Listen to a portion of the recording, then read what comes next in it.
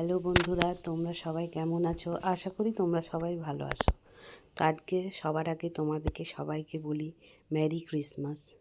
এই যে আমরা সবাই আজকে একটু ওয়াটার পার্কে বেড়াতে চলে এসেছি। এই যে বর্মশাই চলে গেল লাইন দিয়ে টিকিট কাটতে।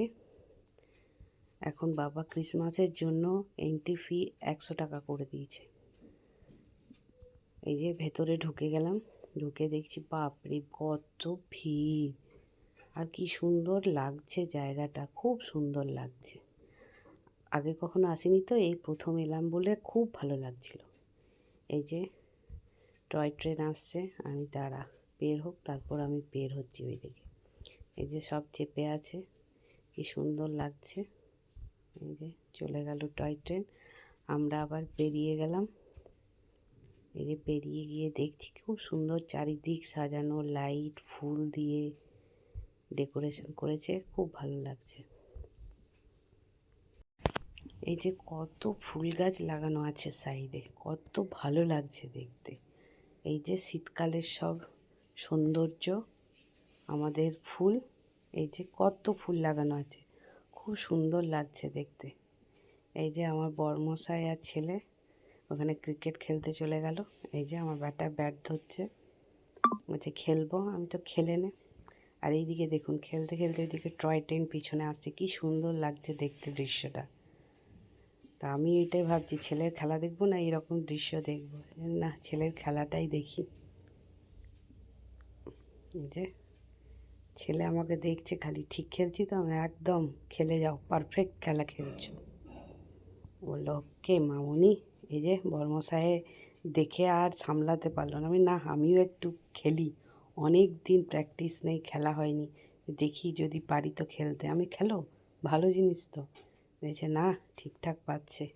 তারপর খেলার শেষে চলে এলাম এখানে, দেখো কি সুন্দর সাজিয়েছে, কি দারুণ লাগছে, রেড আর হোয়াইট কম্বিনেশন, আর কত সান্তা ঝুলছে।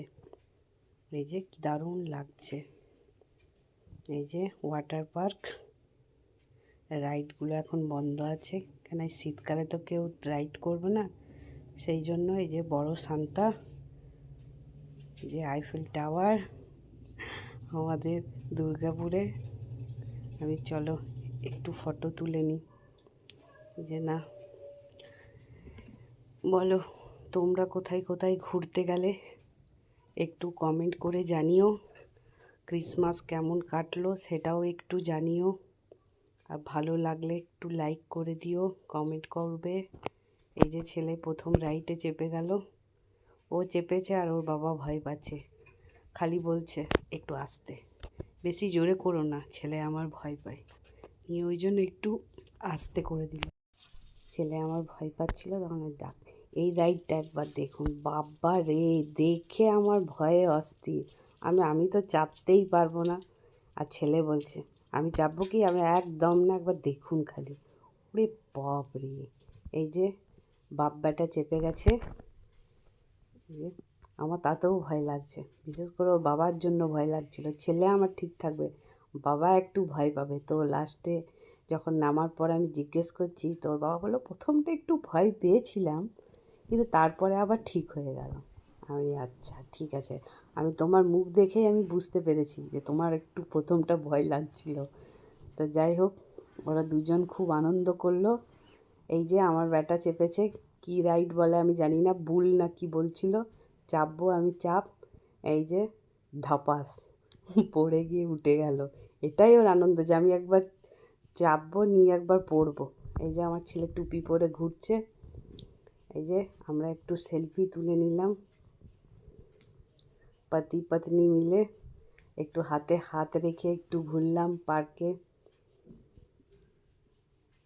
এই যে আমার বরের মুচকি হাসি। এই যে সব মেয়েরা সব ডিজেতে গান বাজছে, নাচ করছে। খুব ঠান্ডা পড়েছিল বলে একটু কফি খেয়ে নিলাম, খেতে বেশ ভালোই লাগলো। এই যে আমার ছেলে পপকর্ন আর কোল্ড ড্রিঙ্কস নিয়ে বসে গেছে, যে বসে বসে খাচ্ছে আর আনন্দ করছে, হাসি কত খাবার পেয়ে। আর সন্ধে হয়ে আসছে বলে কত ভিড়।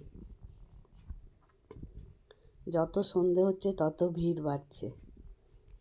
এই যে লাইট জ্বলে গেল আইফেল টাওয়ারের, এই দেখুন কত ভিড়।